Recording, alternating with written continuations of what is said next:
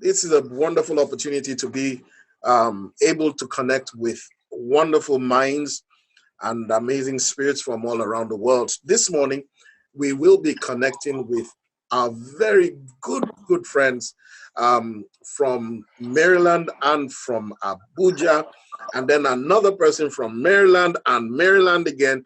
Anyway, we have a whole bunch of people who will be talking to us. Okay, I'm going to throw it to you first, Dr. Phil.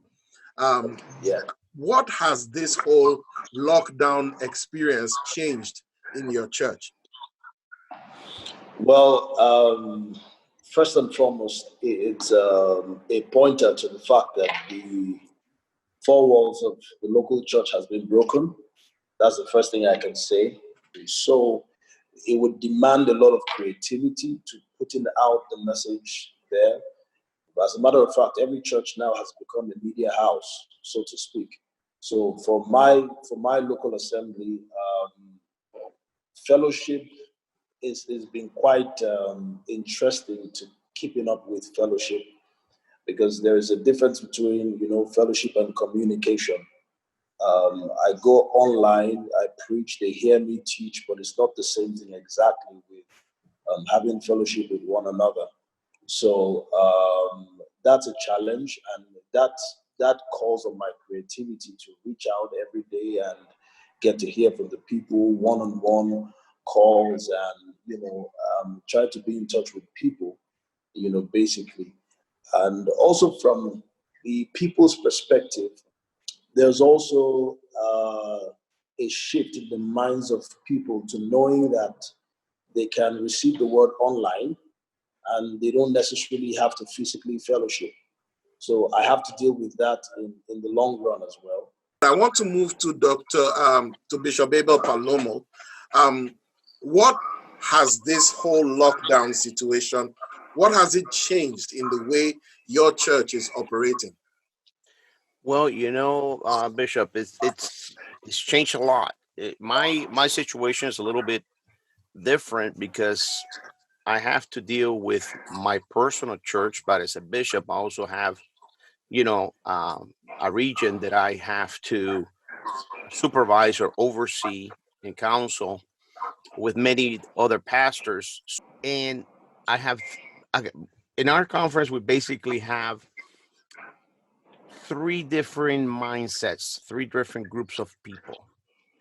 We have the New York area, which is very, very innovating. They're up to they're up to par on everything. They're very technical, the technology and everything.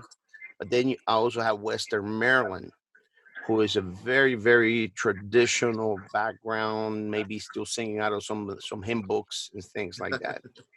And then we have the media in Maryland, but it's very multicultural. So among these churches, I have Filipino churches, I have African churches, I have Afro-American churches, I have Hispanic churches from different Central, South America.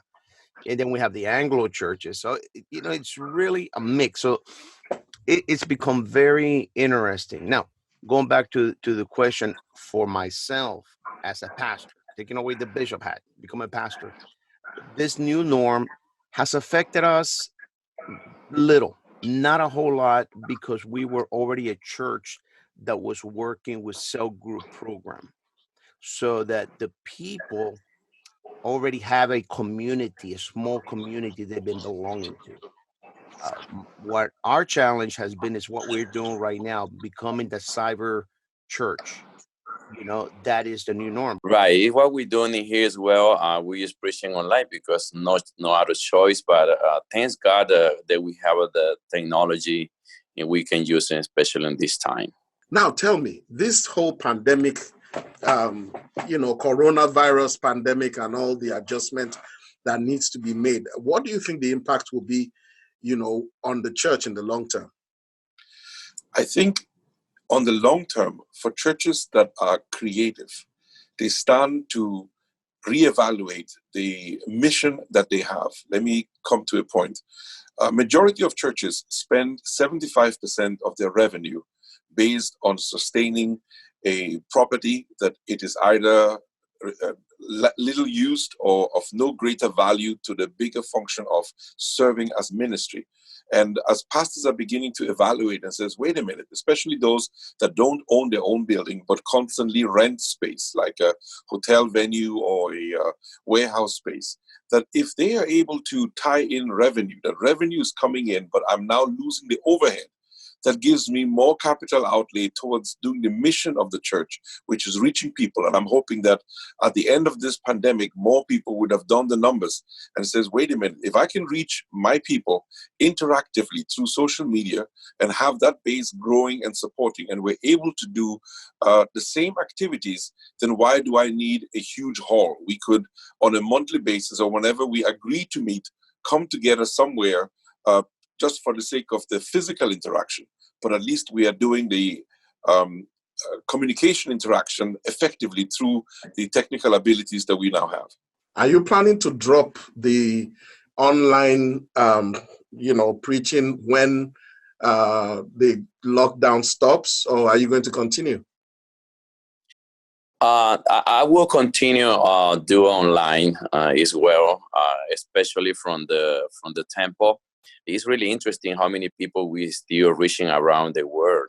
That's the thing. This has shown us the incredible harvest, that is possible, the possibilities we have. That's one thing, the good that the lockdown has done. Right. I'm always asking the Lord why I take a shoe longer, believe in me. Because, before doing this, yes. I never did it before. My people asking me, even other pastor friends, and I say, I don't know, I don't feel like this is the time. But the one day to the other, I had to do it. Thanks God, we already has in our temple everything to do it, and we started in the temple, and after that, they say you cannot go into the facilities. We do it from home. So the Lord is helping us a lot. We need to adapt because the world is changing, and we need to. It's been long coming. The church needed to have adapted in a lot of ways that we can say, how do I interact? If today traditional hospitals are allowing you to have virtual doctor's visits by bringing the doctor on board, absolutely. How is that different from you not being able to interact with your pastor, where you can say, Pastor, can I have an appointment? Can I talk to you one-on-one? This is my concern, and have FaceTime with them. And we're getting more used to that. So the sad part is the people that make up the traditional church population or congregation happen to be the same executives and individuals that use this technology in their offices. So it becomes somewhat, ridiculous. You hit the most critical word right there, interactive. Most people tend to think it's just a matter of being on Facebook Live or YouTube Live or whatever it is, or posting a video somewhere. But the virtual platform actually gives us, to some extent, even greater levels of interaction than physically being in the same environment sometimes can, because people are freer with expressing their opinions. They are freer with so many things. And that is what we have seen with our broadcast. So we've recently turned into Zoom, and Zoom and its application is still being learned.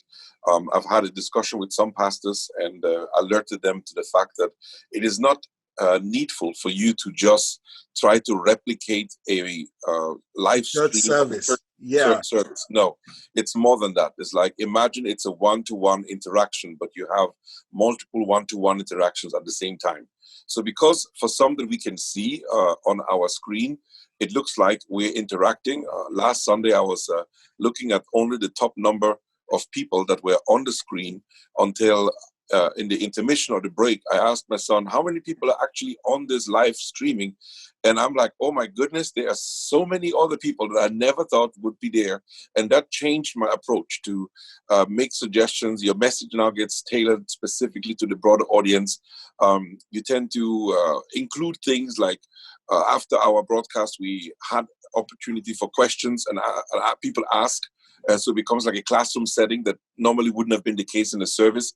You have direct comments that came up, and people could, the meeting facility part of Zoom does a great job in allowing us to lift your hand and ask questions and delegate where do I want to tailor my message to, and that was effective. And so what we have done is allowed simultaneously as the main message goes for the adults, for our children department to also have a children's version of Zoom so the kids can interact. So there's no real reason why you don't have to. Everybody has their own cell phone. My kids have their own phone. So there's no reason why we all have to be tied into, oh, that is daddy's phone and his Zoom interaction. No, he can have his service. Children's Church can carry on. We've actually started doing that. I like that. Yeah. How do we have this virtual church for the children? It's a brilliant thing.